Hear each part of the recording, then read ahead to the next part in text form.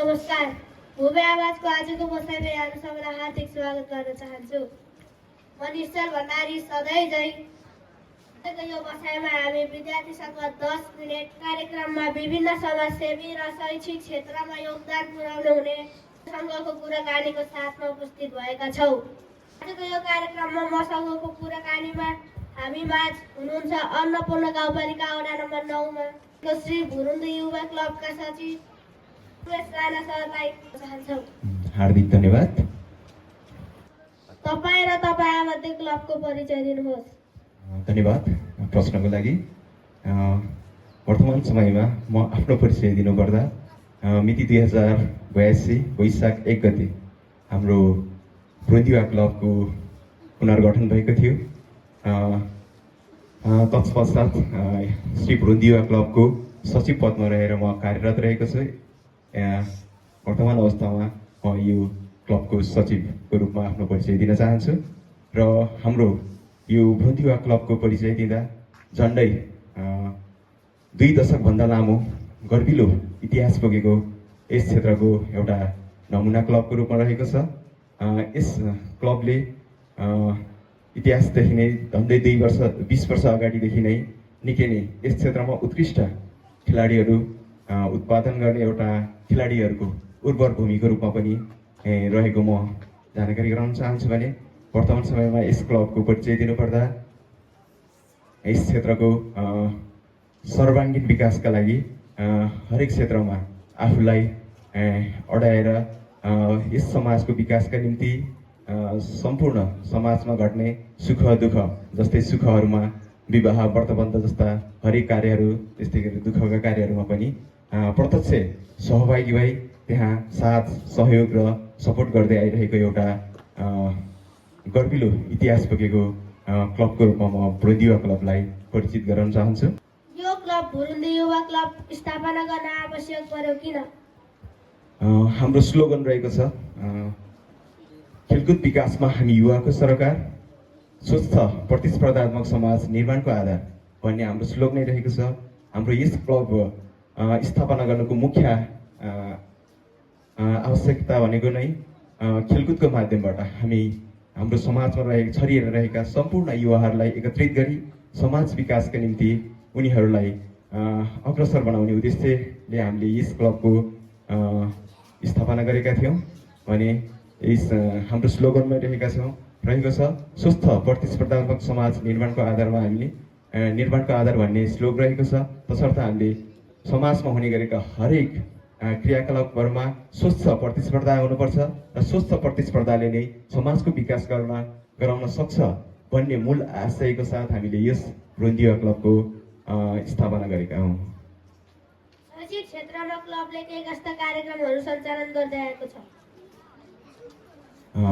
हामीले अघि नै भनिसकेका छौँ। क्लब स्थापना गर्नुको मुख्य कारण हाम्रो समाजमा रहेका चौतर्फी विकासका निम्ति हामीले क्लबको स्थापना गरेका हौँ भनेर भनिसकेका छौँ। यो चौतर्फी विकास गर्नका निम्ति सर्वप्रथम त हामीले शैक्षिक क्षेत्रलाई जोड्नुपर्ने हुन्छ। शैक्षिक क्षेत्रको विकास नगरिकन हामीले समाज विकास गर्न सकिँदैन भन्ने मूल उद्देश्यको साथ हामीले हाम्रो यस क्षेत्रमा रहेका विद्यालयहरूमा शैक्षिक सामग्रीहरू वितरण गर्दै आइरहेका छौँ। त्यस्तै गरेर हामीले केही वर्ष अगाडिसम्म हामीले यस श्री भूमि आधारभूत विद्यालयमा निजी शिक्षकहरू पाल्नका निम्ति मासिक रूपमा आर्थिक सहयोगहरू पनि गर्दै आइरहेका थियौँ। अहिले विविध कारणवश त्यो कार्यक्रम अन्त्य हुन पुगेको छ। भने त्यस्तै गरेर हामीले हरेक कार्यक्रमहरू गर्दै आउँदाखेरि त्यसबाट प्राप्त मुनाफालाई हामीले केही रकम छुट्याएर हामीले शैक्षिक क्षेत्रमा सहयोग पनि गर्दै आइरहेका छौँ। भने यस्ता विद्यालयहरूले गर्ने कार्यक्रमहरूमा प्रत्यक्ष सहभागी भएर भोलिन्टियरको रूपमा पनि हामी काम गर्दै आइरहेका छौँ। यसरी हामीले शैक्षिक क्षेत्रसँग आबद्ध रहेर कार्य गर्दै आइरहेका छौँ। यो क्लबले सामाजिक क्षेत्रमा के कार्यहरू गरेको छ? यो क्लब स्थापना गर्नुको मुख्य कारण नै सामाजिक सुधार गर्ने उद्देश्य रहेको थियो। तसर्थ हामीले सामाजिक क्षेत्रमा समाजका विभिन्न क्षेत्रहरूमा अघि नै मैले भनिसकेँ हाम्रो समाजमा पर्ने विभिन्न राम्रा तथा नराम्रा सुख तथा हाम्रो समाजका व्यक्तिहरूलाई सुख तथा दुःखमा हामीले प्रत्यक्ष हाम्रो क्लबका प्रतिनिधिहरू नै सहभागी भएर त्यसमा हामीले सहयोग गर्दै आइरहेका छौँ। त्यसमा आर्थिक हुनसक्छ, भौतिक, नैतिक हरेक हिसाबले त्यस्ता समाजमा सहयोग गर्दै आइरहेका छौँ र समाजमा विकृतिहरू हटाउनका निम्ति हामीले विभिन्न सचेतनामूलक कार्यक्रमहरू पनि गर्दै आइरहेका छौँ। त्यस्तै गरेर हाम्रो क्लबले गर्दै आइरहेको काममध्ये हामीले समाजलाई विकास गर्नका लागि खेलकुदलाई ध्यान दिनुपर्छ र युवाहरूलाई खेलकुदमा एकत्रित गरेर सामाजिक विकासमा टेवा पुर्याउन सकिन्छ भन्ने उद्देश्य साथ हामीले मुख्यतया अहिले हाम्रो क्लबले 60% कार्य हामीले खेलकुदमा लगाएका छौँ भने 40% अन्य कार्यहरूमा शिक्षा तथा अन्य विकास अन्य सामाजिक कार्यहरूमा लगाउँदै आइरहेका छौँ। यसको मुख्य उद्देश्य भनेको नि पहिला युवाहरूलाई खेलकुद माध्यमबाट एकत्रित गरौँ र उनीहरूलाई एकत्रित गरेर हामी समाज विकासमा अगाडि बढौँ भन्ने उद्देश्यको साथ हामीले सामाजिक कार्यहरूमा विभिन्न कार्यहरू सञ्चालन गर्दै आइरहेका छौँ। यो क्लबले खेलकुद विकासका लागि मेला सञ्चालन गर्दै आएको थियो, अहिले किन रोकिएको छ? अत्यन्तै सान्दर्भिक प्रश्न सोध्नुभयो। यो प्रश्न मलाई यहाँ मात्रै नभइकन विदेशमा हुने हाम्रा सल्लाहकार दाजुहरूको मार्फत पनि बेला बेलामा आउने गरेको छ। हाम्रो क्लबले 2078 सालदेखि लगातार रूपमा तिहारको अवसरमा यो खेलकुद तथा सांस्कृतिक कार्यक्रमहरू सञ्चालन गर्दै आइरहेको थियो। तर अहिले लगभग 2 वर्षको अन्तरालमा हामीले यो कार्यक्रमलाई निरन्तरता गर्न सकिरहेका छैनौँ। यसको मुख्य कारण भनेको हामीले खेल मैदान निर्माणलाई जोडेका छौँ। हामीसँग क्लबको आफ्नै खेल मैदान रहेको थिएन, जसको कारण हामी विद्यालयको श्री भूमि आधारभूत विद्यालयको प्राङ्गण प्रयोग गरिरहेका थियौँ।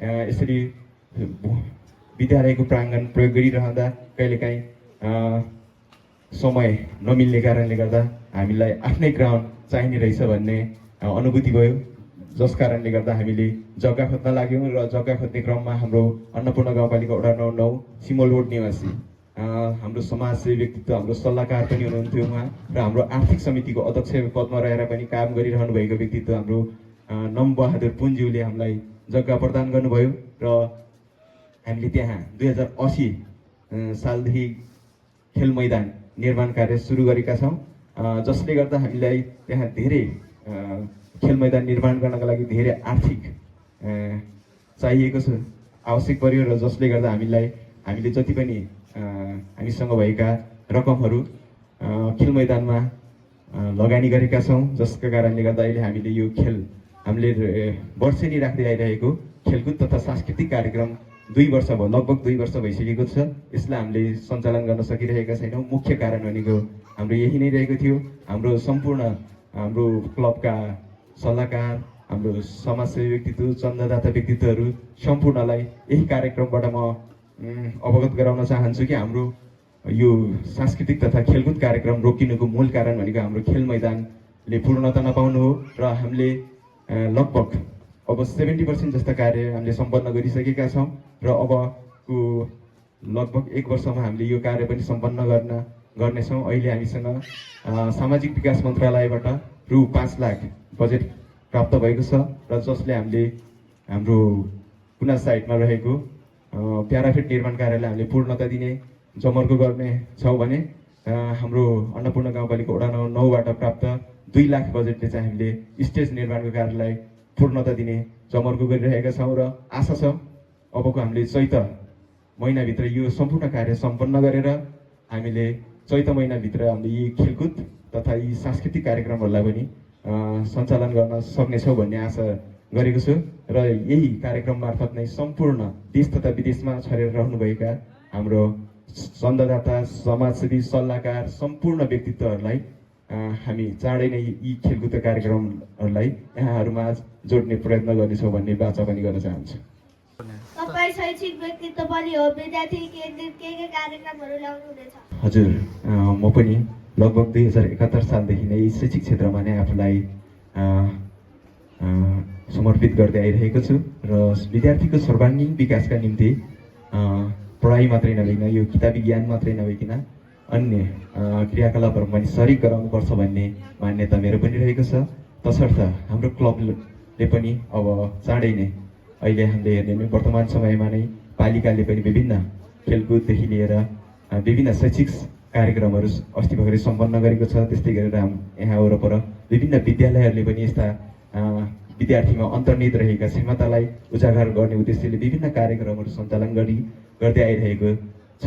र हाम्रो योजना यो हुनेछ कि अब सम्पूर्ण अब पालिका अहिले भर्खर भइरहेका सञ्चालन गर्नुभएका विभिन्न विद्यालयहरूले गर्नुभएका क्रियाकलापहरूभन्दा बाहिर रहेर अहिलेसम्म कुनै पनि त्यस्ता लुकेर रहेको प्रतिभाहरूलाई अहिलेसम्म कहीँ पनि उजागर गर्ने ठाउँ नपाउनुभएका विद्यार्थीहरूको त्यस्ता प्रतिभालाई बाहिर ल्याउने गरेर हामी पक्कै पनि छिटै नै अब सायद हामी यो चैत्र दशैँमा खेलकुद तथा सांस्कृतिक कार्यक्रमलाई जोड्नेछौँ। त्यही कार्यक्रममा हामीले अहिलेसम्म लुकेर रहेका क्षमतालाई बाहिर निकाल्ने उद्देश्यका साथ हामीले त्यस्ता कार्यक्रमहरूलाई पक्कै पनि हामी छिटै नै ल्याउने कोसिस गर्नेछौँ। युवा क्लब अन्नपूर्ण गाउँपालिकाकै उत्कृष्ट क्लबको रूपमा रहेको छ। सफलता दिलाउने बासीलाई के भन्न चाहनुहुन्छ? हजुर, कुनै पनि संस्था विकास हुनको लागि कुनै एक व्यक्ति कुनै परिवारले गरेर मात्रै हुने सम्भव छैन। यसका लागि त्यस क्षेत्रमा रहेका सम्पूर्ण बासिन्दाहरूको ठुलो हात रहेको हुन्छ। यस भ्रुन्दिवा क्लबलाई आजको यो दिनसम्म ल्याउनको निम्ति 20औं वर्षदेखि विभिन्न व्यक्तित्वहरूले आफ्नो समयलाई यसमा लगाएर यो स्थानसम्म ल्याउनको लागि सहयोग गर्नुभएको छ। अन्नपूर्ण गाउँपालिका वडा नम्बर 9 सुतामे बाजगारा सोत्रे सिमलबोट निवासी सम्पूर्ण आमा बुवा तथा दिदीबहिनीहरूको यसमा ठुलो योगदान रहेको छ। उहाँहरूको त्याग रहेको छ, उहाँहरूको तपस्या रहेको छ, जसले गर्दा नै आज उहाँहरूको यो सहयोगले गर्दा नै हामी आज यो अवस्थामा रहेका छौँ। तसर्थ उहाँहरू सम्पूर्णलाई म आज यही कार्यक्रम मार्फत उहाँहरूलाई हार्दिक धन्यवाद ज्ञापन गर्न चाहन्छु भने आगामी दिनहरूमा पनि उहाँहरूबाट यस्तै सल्लाह सुझाव र सहयोगको अपेक्षा गर्दै उहाँहरूलाई पुनः हार्दिक धन्यवाद ज्ञापन गर्न चाहन्छु। युवा क्लब र श्री भूमे आधारभूत विद्यालय एकअर्काको पर्याय जस्तो लाग्छ मलाई। यो क्लब अघि नै मैले भनिसकेँ लगभग 2 दशक अगाडिदेखि सञ्चालित क्लबको रूपमा रहेको थियो। तर बिचमा यसले विभिन्न आरोह अवरोह पार गर्दै आएको थियो र औपचारिक रूपमा भन्नुपर्दा हाम्रो यस श्री भ्रुन्दिवा क्लबले औपचारिकता 2078 सालमा पाएको थियो र जसको कारणले गर्दा अहिले हामी भ्रुन्दिवा क्लबको स्थापना 2078 भन्दै आइरहेका छौँ। यो 2078 सालमा कार्यक्रम सञ्चालन गर्नका निम्ति श्री भूमे आधारभूत विद्यालयले एकदमै ठुलो भूमिका खेलेको थियो। एक हिसाबले हेर्ने हो भने अहिले जुन क्लब यहाँ सञ्चालन रहेको छ यो क्लबको संस्थापकको रूपमा म यो श्री भूमे आधारभूत विद्यालय यहाँका शिक्षक साथीहरूलाई म श्रेय दिन चाहन्छु। यस क्लब र भूमे आधारभूत विद्यालय बीच एकअर्कामा अत्यन्तै ठुलो सहकार्य रहेको छ। श्री भ्रुन्दिवा क्लबले गर्ने हरेक क्रियाकलापहरूमा हरेक कार्यक्रमहरूमा श्री भूमे आधारभूत विद्यालयले साथ सहयोग र सपोर्ट गर्दै आइरहेको छ। उहाँहरूले हामीलाई हाम्रो क्लबको खेल मैदान अझैसम्म पनि खेल्न योग्य भएको छैन। हालसम्म पनि हाम्रो क्लबका खेलाडी भाइहरूलाई खेल्नका निम्ति ग्राउन्ड प्रदान गर्दै आइरहनु भएको छ। त्यस्तै गरेर विभिन्न आवश्यक सहयोगहरू पनि गर्दै आइरहनु भएको छ। त्यस्तै गरेर भ्रुन्दी युवा क्लबको तर्फबाट भूमे आधारभूत विद्यालयलाई पनि हामीले अघि नै मैले भनिसकेँ अहिलेभन्दा केही वर्ष अगाडि हामीले निजी शिक्षक पाल्नका निम्ति मासिक रूपमा आर्थिक सहयोग गर्दै आइरहेका थियौँ, नगद नै सहयोग गर्दै आइरहेका थियौँ।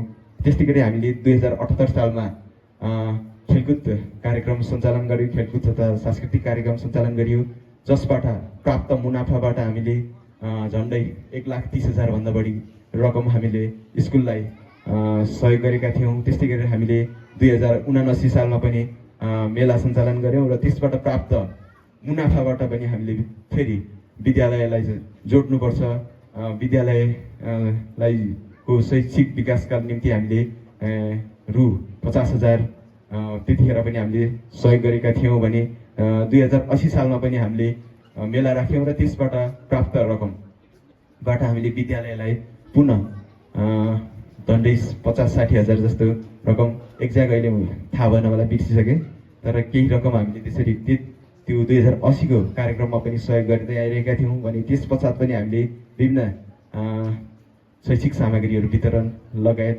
प्रत्यक्ष विद्यालयलाई आवश्यक परेको खण्डमा प्रत्यक्ष रूपमा सहभागी भएर नै विभिन्न कार्यक्रमहरूमा सहयोग गर्दै आइरहेका छौँ। यस अर्थमा भन्नुपर्दा विद्यालय र भुन्दी युवा क्लब बिच अत्यन्तै आत्मीय सम्बन्ध छ र एकअर्काको परिपूरकको रूपमा रहेको मैले ठान्दछु। समाजको विकासमा क्लबको भूमिका के रहन्छ? हजुर, समाजको ऊर्जाशील सक्रिय सम्पूर्ण व्यक्तिहरू रहने एक मात्र संस्था भनेको नै क्लब हो। क्लब यहाँ अत्यन्तै ऊर्जाशील व्यक्तिदेखि लिएर समाजलाई अगाडि डोर्याउन सक्ने सम्पूर्ण क्याटेगोरीका सम्पूर्ण व्यक्तित्वहरूको एउटा सङ्गम स्थल भनेको नै क्लब हो। यस अर्थमा हेर्नुपर्दा समाज विकासको एउटा मेरुदण्डको रूपमा युवाहरू रहन्छ र त्यो युवाहरूलाई एकत्रित गर्ने जमर्को यो क्लबले गरेको छ। यस अर्थमा भन्नुपर्दा समाजको चौतर्फी विकास, आर्थिक, भौतिक, सांस्कृतिक हरेक विकासका निम्ति क्लबको अत्यन्तै ठुलो भूमिका रहन्छ जस्तो लाग्छ। व्यस्त समयका बावजुद यहाँसम्म आउनुभयो, मैले भन्न छुट्याएका तपाईँले भन्न चाहेका केही कुरा छन् कि? लगभग सम्पूर्ण कुराहरू त समेटिसकेको छ। अन्त्यमा भन्नुपर्दा भुन्दी युवा क्लबले एउटा नयाँ सुरुवात गरेको छ। हाम्रो अन्नपूर्ण गाउँपालिका वडा नम्बर 9 स्थित सुदामे बाँसगारा सोत्रे सिमलबोट, यो हाम्रो यस ठाउँलाई विश्व सामु रहेका सम्पूर्ण नेपाली दाजुभाइ तथा दिदीबहिनीहरू समक्ष चिनाउनको निम्ति हामीले गाउँ चिनारी गीत निर्माणमा लागिरहेका छौँ, जुटिरहेका छौँ र यस क्रममा हामीलाई केही रकम आवश्यक रहेको पनि छ। तसर्थ यही कार्यक्रम मार्फत म सम्पूर्ण देश तथा विदेशमा छरिरहनुभएका यस क्लबका चन्दादाता, सहयोगदाता, सल्लाहकार सम्पूर्ण व्यक्तित्वहरूमा आह्वान गर्न चाहन्छु कि हाम्रो यस गीत निर्माणमा कृपया आर्थिक, भौतिक, नैतिक यहाँहरूले जुन रूपमा सक्नुहुन्छ सहयोग गरेर हाम्रो यस गीतलाई सफल बनाउनको निम्ति म हार्दिक आह्वान गर्न चाहन्छु। त्यस्तै गरेर हाम्रो खेल मैदान निर्माण पनि लगभग अघि नै मैले भनिसकेँ 70% कार्य सम्पन्न भइसकेको छ भने अझै 30% कार्य हामीले गर्नु नै बाँकी रहेको छ।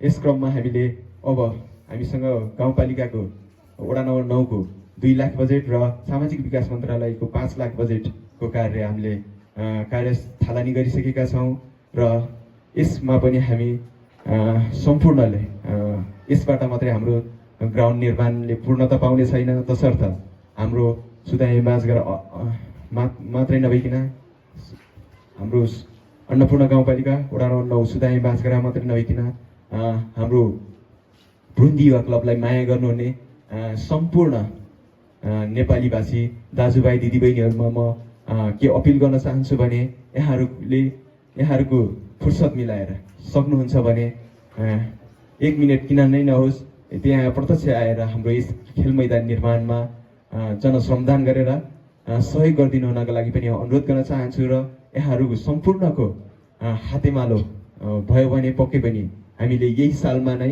यो खेल मैदानलाई पूर्णता दिएर हाम्रो रोकिएको खेलकुद तथा सांस्कृतिक कार्यक्रमहरूलाई पनि हामी पुनः त्यही खेल मैदानमा नै सुचारू गर्न सक्षम सक्नेछौँ भन्ने आशा राखेका छौँ। तसर्थ यहाँहरू सम्पूर्णलाई हाम्रो चिनारी गीत निर्माणका निम्ति र हाम्रो खेल मैदानलाई पूर्णता दिनका निम्ति सम्पूर्णले आफ्नो ठाउँबाट सहयोग गर्नु हुनेछ भन्ने आशा राख्दै सम्पूर्ण सहयोगको लागि आशा राख्दै यो कार्यक्रममा यहाँसम्म बोलाएर आफ्नो 2-4 शब्द राख्न सहयोग गर्नुभयो।